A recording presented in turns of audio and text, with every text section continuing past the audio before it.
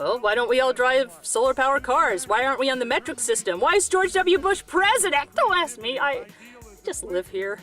Anyway, each state gets a certain number of electoral votes. California gets 55, Texas gets 34, Kansas gets 6, Montana gets 3. 35 of the 50 states are considered slam dunk states, meaning they traditionally vote for a certain party. Democratic states are blue, Republican are red. More states are red, but blue states like New York and California have bigger populations. 15 states, Wisconsin, West Virginia, Pennsylvania, Oregon, Ohio, New Mexico, New Hampshire, Nevada, Missouri, Minnesota, Michigan, Iowa, Florida, Colorado, and Arkansas are up for grabs, and they're called swing states. And those are the states where the Republicans and Democrats will invest all their time and money and annoy the hell out of the locals who will probably stay home just to spite these two obnoxious prima donnas. Or heck, they may even vote for Ralph Nader! I think it's another way in which we add another layer of complexity and difficulty into our election process. I would like to see it go away. But then again, I'd like to see term limits, and everybody tells me that that's such a bad idea because nothing would ever get accomplished. And my retort is, and so much is being done now. It's so frustrating and so tiresome that eventually you just want to throw your hands up in the air and say, whatever. And I mean, it's almost as though that's what they're waiting for people just to stop caring. I'm not sure that we're even in a party system. It's an economic system. If we want to change things, we have to change it economically. Once we show with our wallets and our ability to be autonomous from a major corporation, that changes how they're going to try to manipulate politics to meet their ends. And unfortunately, the means to bring that about is going to be something that's going to be like civil unrest and economic unrest. And unfortunately, a lot of times that feeds directly into what they're playing. The party system is Don King putting up Mike Tyson and also putting up another fighter to fight him. Everyone's rooting for Mike Tyson. Everyone's rooting for the other guy, the underdog. But really, Don King's getting all the money at that show. And that's what's going on right now. And we got to say, we don't want Don King anymore. We'd rather see these guys fight on YouTube than pay $50 to see them on pay-per-view. I'd rather go see them fight out in the alley. That's where the politics have to go. It has to go to the point where we no longer want to support these businesses. And that's only going to happen when people get a good, concise view of how corporations are manipulating both parties and all the people involved. And it's outside of just our United States.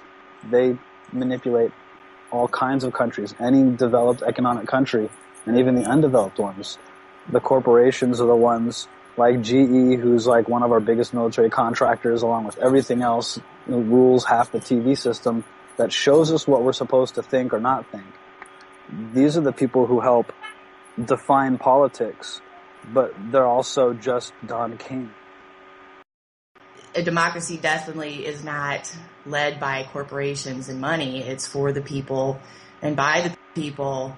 Dave pointed out an excellent analogy with that, in that whatever we elect to represent us is representing money and not people who elected them in the first place.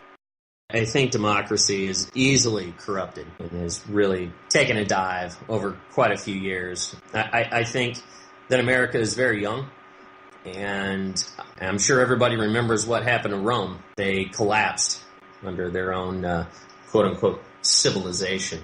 I think we're due for a eventually.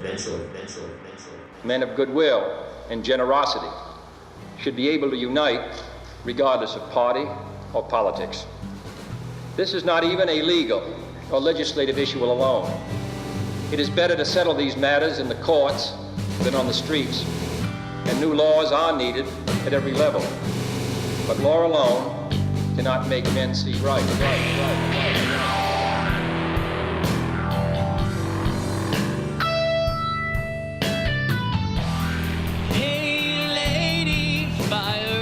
Your torch. You've got a tired and a poor. Your huddled masses now they cannot breathe. We are the homeless, tempest-tossed, home of the free. I don't need your sympathy. That doesn't feed my family. Tell me where's your loyalty? We the people. This is our song. This is our cry. This is our pleading out the line. Our backs are breaking from this way. We don't have time for your debates. The time is now. We're overdue. 1 in 8 won't make it through.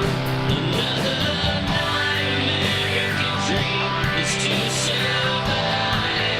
What keeps you up at night?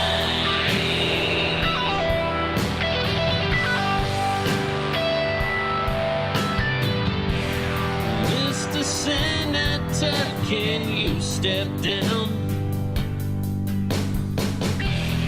from your pedestal and share some common ground? Tell me what part don't you understand?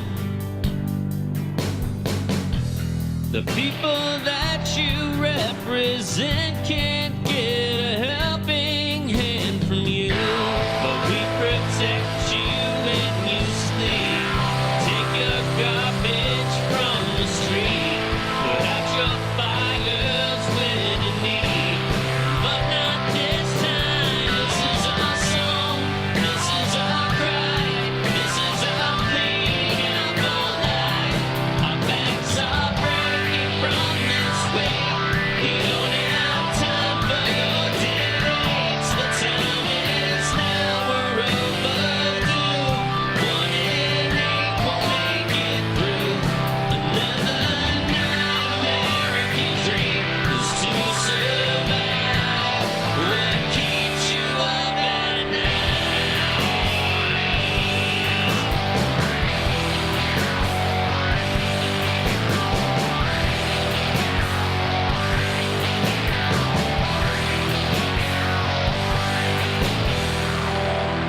All Americans are to be afforded equal rights and equal opportunity.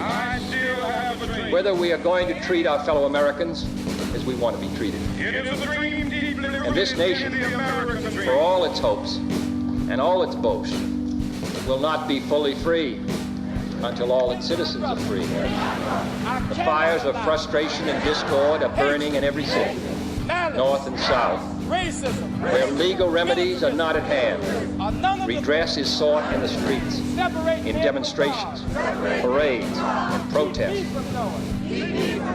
Every man is my brother. Little Bighorn, Spanada, Hawkeye, Little California, hold your fire. I have a dream. You who gave me my first name. You, Pawnee, Apache, Seneca, you Cherokee Nation, who rested with me. Live out the true meaning of the tree. Then forced on bloody feet, left me to the employment of other seekers, desperate for gain, starving for food. Truths to be self-evident, that all men are created. History, despite its wrenching pain, cannot be unlived, but its face with courage need not be lived again. In the midst of untruth, truth persists. Lift up your eyes upon this stage breaking for you. Give birth again to the dream. They tell us, sir, we are weak, unable to cope with so formidable an adversary. But when shall we be strong? Will it be the next week or the next year? We shall not fight our battles alone. There is a just God who presides over the destinies of nations. The battle, sir, is not to the strong alone. It is to the vigilant, the active. You may have the grace to look up and out, and into your sister's eyes, and into your brother's face, your country, and say simply, very simply, with hope, good morning.